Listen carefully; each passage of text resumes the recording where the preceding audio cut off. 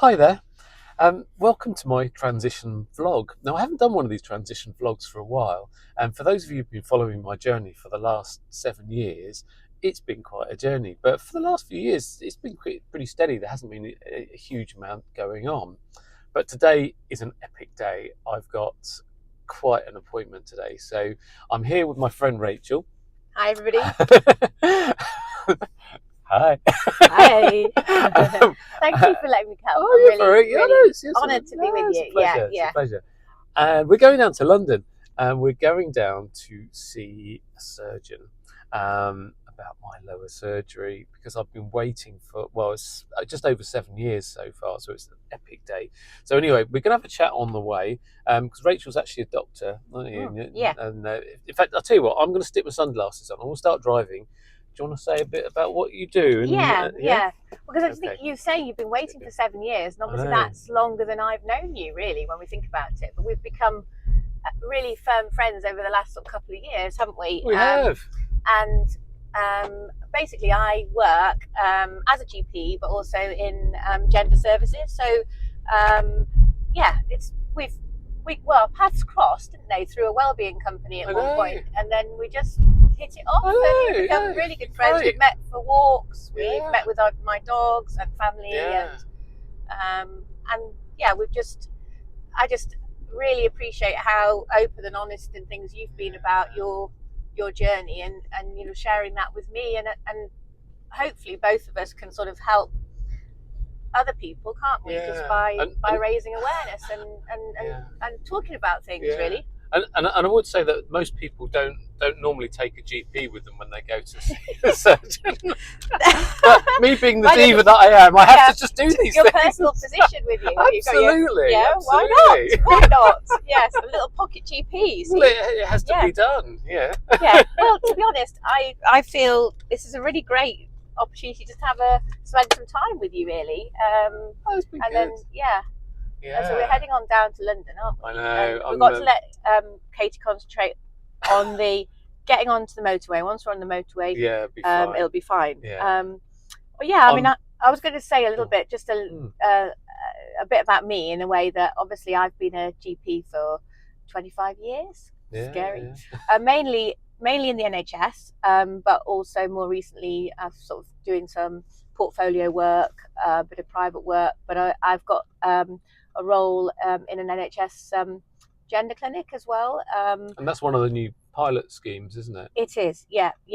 And now, I mean, that's sort of, I suppose, one of the reasons we were going to have a chat was the services that are sort of that are newer in a way are brilliant, but obviously it's led a little bit to a kind of a division a bit across the country, hasn't it, in terms of sort of postcode sort of lottery where people live, really. That's exactly what it is. I mean, unfortunately, I didn't win the lottery, in the postcode lottery, and I live in Leicestershire, and it's an area that that's not covered by one of these pilot schemes. So it'd be all right if I lived in Liverpool or Manchester or London or Cambridge.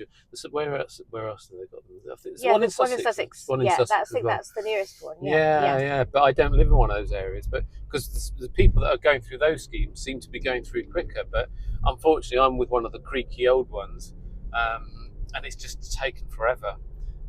And it's just so frustrating. It's just wait after wait after wait. I mean, by today's standards, I'm one of the lucky ones. I mean, I've been waiting over 7 years to get to this point, and yet some people can wait over 8 years just to get a first appointment at a gender clinic. I mean, it's crazy, and it should be 18 weeks. That's the target. Yes.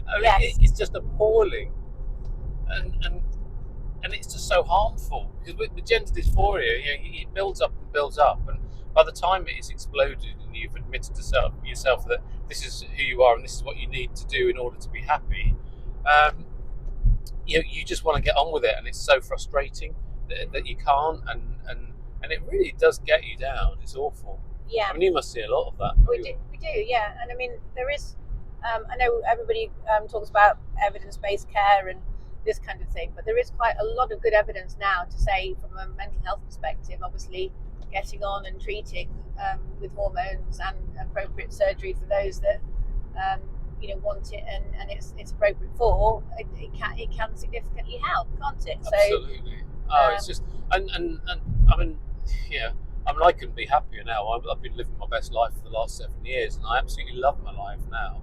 Um, but this final surgery is the one that will just finish the job for me. Which I've been waiting for. I don't see it as a cure or anything. It's just because I'm already happy, but it's just right for me. But what I would say, it's not right for everybody. So not all trans people have lower surgery, because often what they do, because the whole purpose of transition is to alleviate the distress caused by the gender dysphoria. And so there's lots of different steps and stages along the way. And so often what they do is they take a certain number of steps and stages, and then they're happy, and then they feel they don't need to go any further, so they stop. And so that's why not all trans people have lower surgery, and they're just as valid as the people who do. Yes, I mean it's one of the things that I'm fascinated by is that everybody's unique. I mean, everybody's unique anyway, but in this particular field, everybody is even more unique. I think because it means treatment and the process is different, very different for everybody, isn't it? And what's right again for everybody is different. Yeah. And sometimes maybe it's helping people whether surgery is right and talking them through that in a way, because obviously with the lower surgery there are potential implications for longer term management and whether that's possible for some people or not. It's about having the proper supportive information, isn't it? And be supported to make the right decisions for that person, really. Yeah. And do you want to tell us what the hell's going on with GPs in the UK at the moment with trans healthcare? Because a lot of GPs are being very unsupportive at the moment. Yeah, it's interesting because I mean, I think I mentioned to you before, Katie, that I sort of came into this sort of expertise, if you like, I suppose a little bit by default, because I was working as a partner in a practice in Oxfordshire, and I was mental health lead at the time, but also I was I think one day a trans guy came in to see me, and we really had a really lovely conversation. And obviously when you then get or when you're seen as supportive and friendly, then obviously that people will talk, and quite rightly word spreads. Yeah, so obviously I got more patients coming to see me, and then I obviously suggested to partners it would be a good idea to have somebody that led on it, and then that sort of it just happened, and so I went into that role. But interestingly, it was a few years ago now, but there certainly wasn't anybody around me that was doing that, nor was there anybody in secondary care supporting. So the hormone services, endocrinology, that wasn't happening.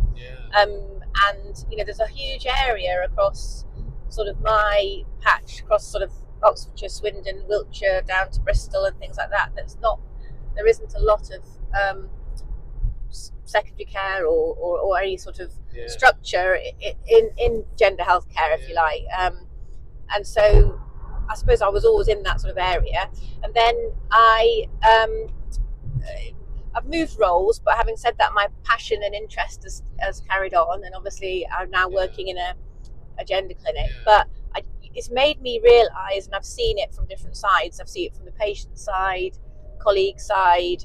The problem with general practice at the moment is that there is underfunding, significant underfunding, and also like anything with the NHS, it's not just about funding, it's about systems and structure, isn't it? So we do agree that just throwing money at things isn't necessarily the right answer. It can help, but it's not the whole answer, is it? So but I've been hearing reports of lots of trans people who've been in transition for many years. They might have been on cross-sex hormone therapy for say 6 years, and then all of a sudden their GP has now refused to prescribe them HRT, and it's a worry, and it's a constant worry for me. I think, God, if that happened to me, because I've got to be on HRT for the rest of my life if I want to stay healthy, which I do. Yes. I mean, you were potentially withdrawing something that is really important. You're withdrawing a sex hormone treatment that has other benefits, and other health benefits, and obviously it put me at risk of having osteoporosis, wouldn't it? Yeah. If I didn't have it. Yeah. Well, So Yeah, I mean, I think the issue really, as I say, is um, the funding aspect is a problem in that the only way that GP practices can sort of make a stand is by sort of stopping care in certain places, and unfortunately, this is one of the areas that was always felt to be a little bit controversial, and also some GPs feel comfortable, feel like they're not having any enough training and that kind of thing, and so it's a sort of a not necessarily a straightforward decision, but it's one of those things that was already a bit difficult to do, and anything that's become more difficult has actually then been cut off. But the difference is you got the training, yes, you know how to do it, and it's yes, it's not that difficult. It's no, not, is it? It's not. It's not. Yeah. I mean, and the other thing is, we talk about my area of interest in neurodiversity and ADHD, and that's a similar sort of situation where that patient population isn't getting access to medication, and GPs are not having shared care with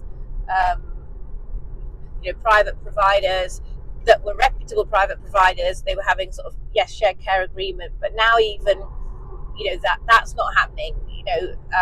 So GPs are not prescribing or just not taking anybody on with ADHD.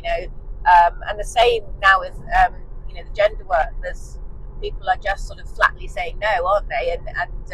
And what's very, very distressing, as you say, is certainly for people who have been on hormones stable for a long time to think suddenly could that be withdrawn, and it's frightening, isn't it? And the thing is, what would happen was that if